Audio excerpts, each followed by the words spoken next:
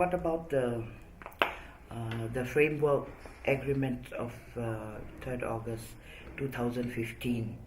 I mean, the contents of which have not been revealed to anybody. And forget about that. Not even what has been the contents of the dialogues that has been happening in the past 18 years.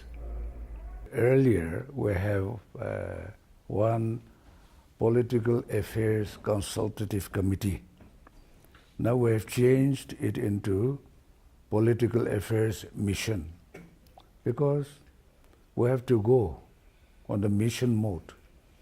And that is how we have been meeting the other groups, the Naga national political groups, consisting of 6 factions. We have been meeting IM, we have been meeting Government of India also, and we are open. We are a little bit aggressive with them. And to IM people, we say that if you have confidence in yourself that something is coming out, a settlement is on the way, it is time for you to send your councillors, your officers to contact, to meet the other groups, take them into confidence. Because one faction alone cannot bring about a settlement. You have to take all the stakeholders on board. That way we have been requesting IM also. You have issued statement that we keep our door open. We welcome everybody to come. Yes, very nice to hear. But that situation, nobody will come on. We tell you that nobody will come that way. It is you who are to take others into confidence, make them understand so that they stand together with you.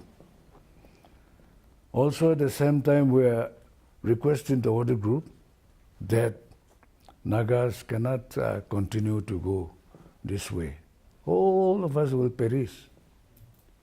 And therefore, for the sake of the Naga people, you must come together, understand one another. The coming together of 6 groups itself is a big step. Now it's between the NNPG and the IM and Government of India. We have reduced the number of parties. It will be easier for us to create understanding. And so that way, we have been requesting openly, discussing our problem with all of them. I have even suggested to this NNPG group that why insist your participation at the final stage? Because we believe when anything, when the points are hammered out, certainly Government of India or IM, they will bring out the points open to the public, so that not only the underground factions, but I think even the overground faction, even the political parties, should be given chance to give their comment. So that way we have been telling them, and I think, I hope they take our request. They take note of our request also. What has been their, what have been their reactions? One side the IM and the other side the 6 groups. You know, if IM take them into confidence, sending people to them, it all depends upon approach, you know. Human approach is very important. So are they willing to? How have they reacted? We have been telling them, and we say that it is a must. So it is for them to decide. But if they don't go to that extent, I still have my doubt whether other groups run after them.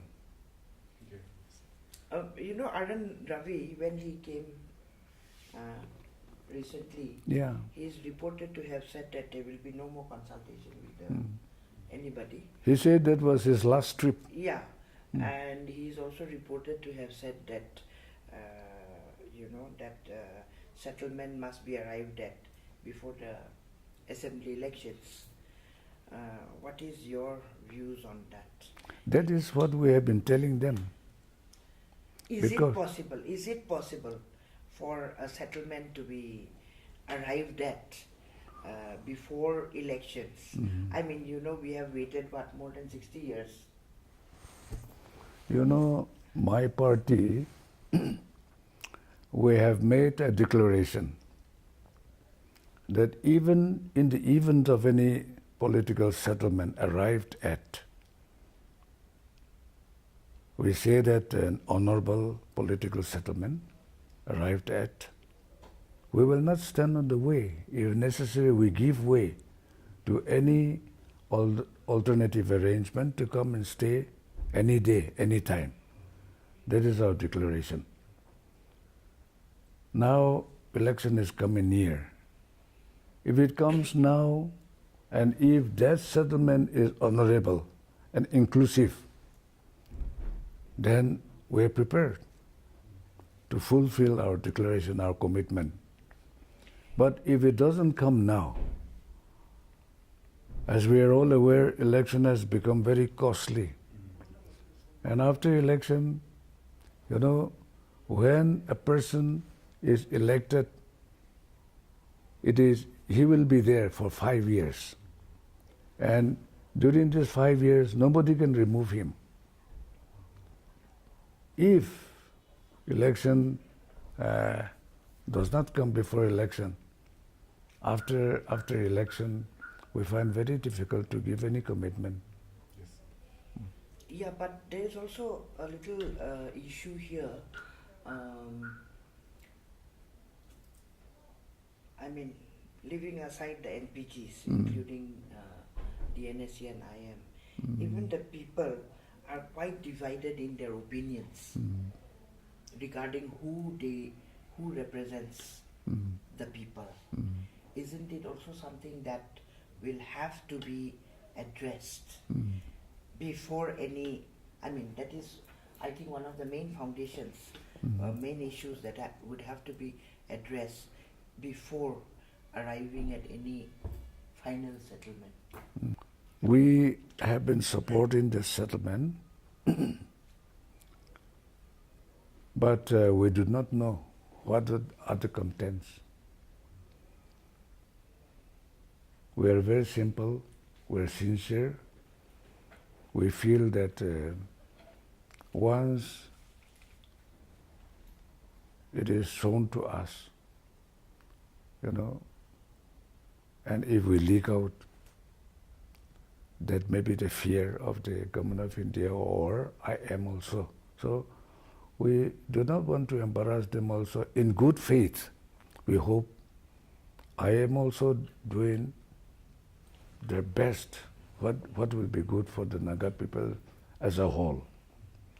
So with that trust, we have not embarrassed them asking also. But isn't it rather patriarchal and autocratic of the IM and the state government, including the center, to decide what's best for the people without consulting the people what the people think is the best for them, and not even wanting to listen to the people? I agree with you, but the people means, including the state government also. No, I mean, that is okay. Yeah. But what is going on now, because the contents of the agreement has not been revealed. But not only that, what has been discussed in the past 18 years of dialogue with the government of India, the IM has been having, even that we do not know what. So then they also claim that they represent the Naga people, which is again contested by the people. How do we resolve these? How do we address these issues? And how do we arrive at a final settlement without addressing these issues? IM people, if they want their work done well for the Naga people, I think it is for them who are to take the Naga people into confidence. If they do not want to do it, nobody can force them. But if they fail to do that, nobody can predict whether other factions or whether the Naga public will accept. You know, so in order to make things easier and to make it sure, we are requesting IM people again and again that it is they who are to approach other political groups, take them into confidence. And to do that, I think it will be necessary for them to, if not in detail, reveal some of the important points in the agreement also.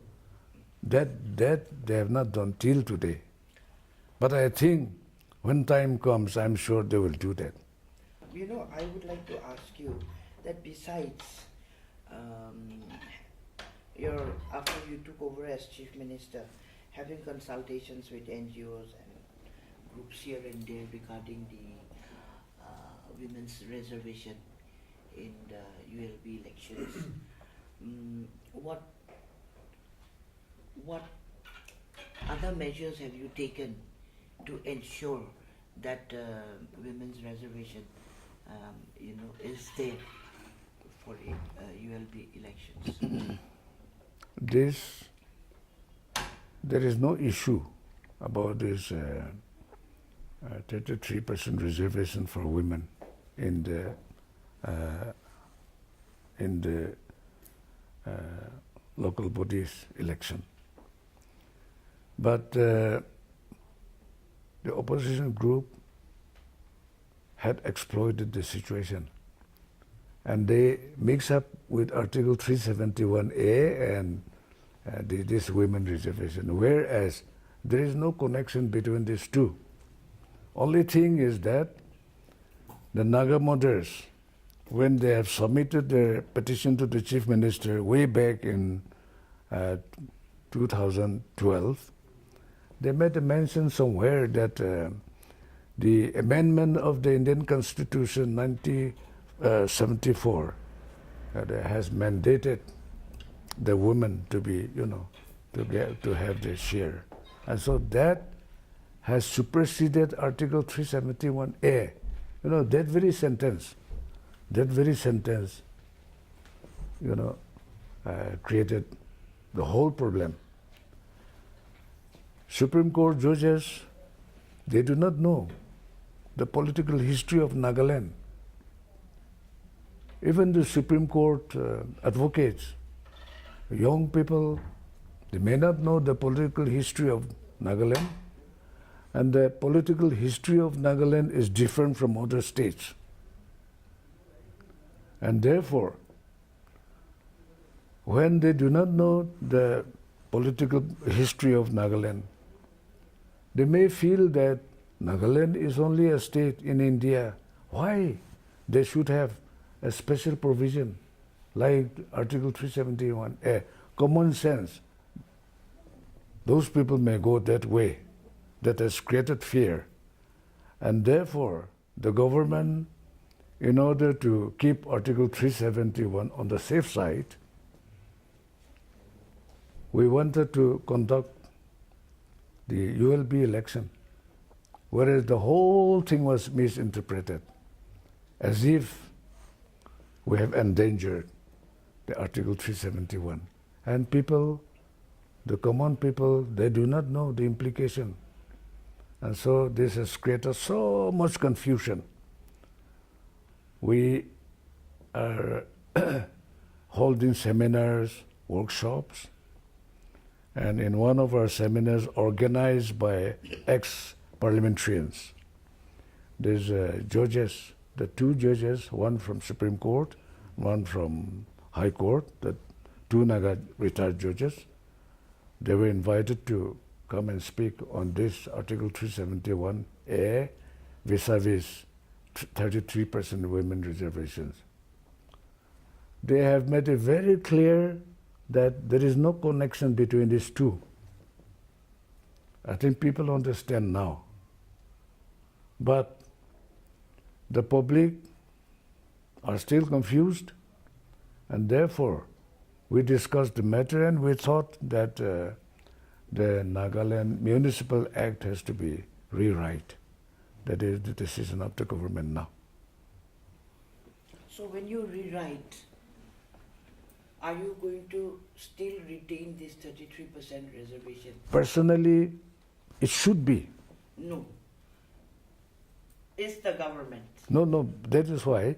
But when I appoint a committee, we'll see first the recommendations. And then that will not be final. That will be taken up again by the cabinet. And this committee will be only of legislatures or No. also people? No, experts, Okay, legal experts From where?